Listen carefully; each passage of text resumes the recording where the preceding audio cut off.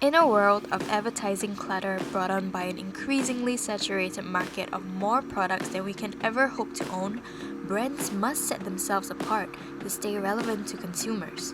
It's no longer enough for brands to survive with an objectively superior product. The brand must stand for more than what their products can do.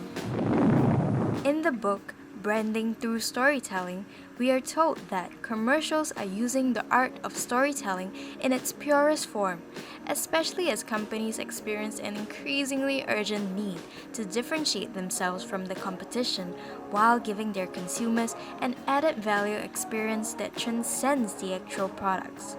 We've seen this done successfully by companies such as Dove, who have moved from their basic product offering of buff and body products to stand for a value that is much more near and dear to its audience's hearts, embracing one's own inner beauty. Many brands have tried to utilize such principles of value-based marketing, shifting its advertising focus from the product to the customer and tapping into powers of storytelling to elevate the brand and its product's perceived value. Some brands even go the extra mile by promoting messages with hopes to inspire social change. How exactly does advertising manage to do this? It harnesses the power of storytelling to connect and align its values to its consumers. As human beings, we are storytellers by nature. It is an art form that has persisted precisely because of our ability to relate and learn from it. Stories help us make sense of the world. They connect us by communicating and reinforcing our own values and beliefs. But what happens when our values and beliefs don't align with the brand? The United States-based Gillette has long dominated the razor industry as a major leading brand. Wielding power in this influential position, Gillette wanted to use its globally recognized brand to champion some good and socially responsible messages. Enter its 2019 corporate social responsibility ad, We Believe, the best man can be. The ad that sent Menonists everywhere to go full caveman as they collectively decided to call on boycotts. The ad has also achieved notoriety as one of the most disliked videos on YouTube ever. What exactly went so wrong for Gillette? Let's first analyze its storytelling elements. A cardinal rule in writing stories is this: show, don't tell.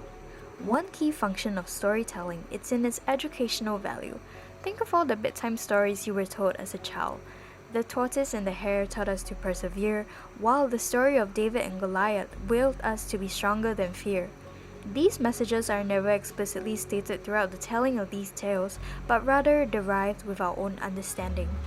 Even as children, we are entirely capable of identifying values in stories on our own. So imagine how condescending it might be to have such values repeatedly told to us as adults. This is a major problem of the ad. It tells audiences what to think and how to act without ever really giving them a reason on why they should. This can be termed as didacticism.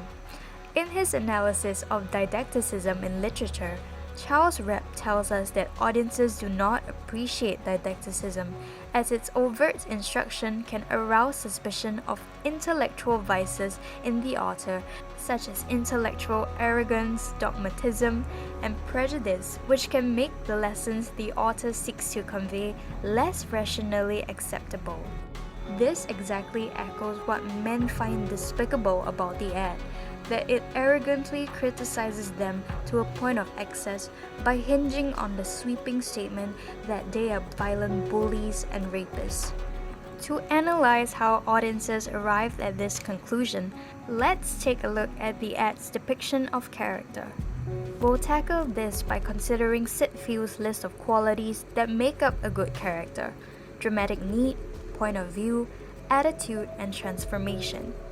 In the context of this ad, since there isn't a singular character that we follow throughout, let's assume the character is defined by the cumulative actions taken by men throughout the ad.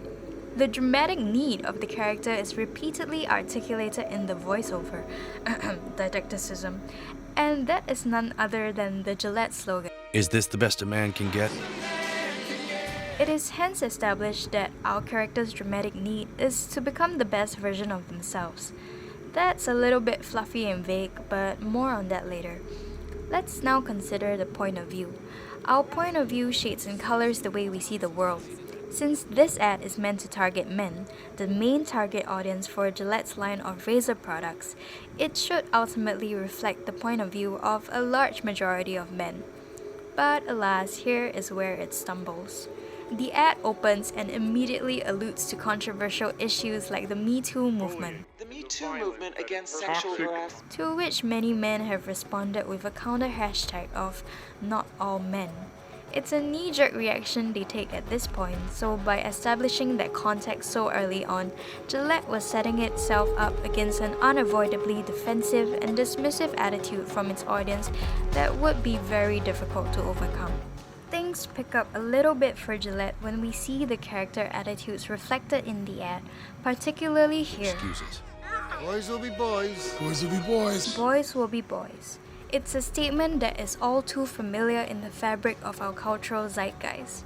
This prevalent societal message is a fair reflection of audience attitudes, and it isn't as politically charged as something like Me Too. If by this point Gillette has not lost its audience, and they're able to recognize and contemplate on this, it would be a stepping stone in helping them grasp the overall message of the ad. Moving on to Sitfield's final element, transformation. As you take your audience on a journey through character actions, by the end of it, both audience and character should be transformed upon reaching a satisfying conclusion. After depicting men in such an unfavorable light, the least Gillette could do was send them off on a redeeming note. While it tries to do this to some extent, the de-escalation doesn't quite match up.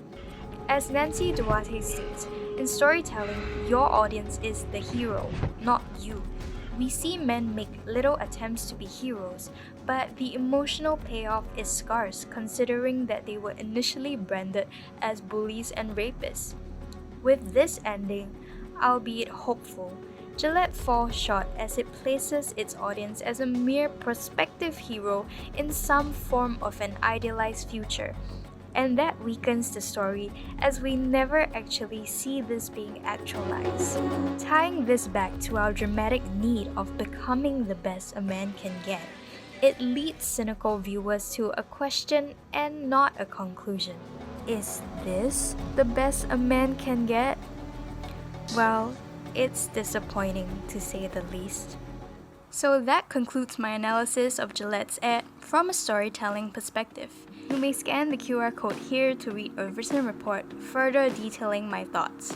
I go a little bit into what Gillette could have done instead, so marketing executives of Gillette, if you're watching, hit me up if you don't want another close shave with ineffective advertising. Okay, that's it for now. Goodbye!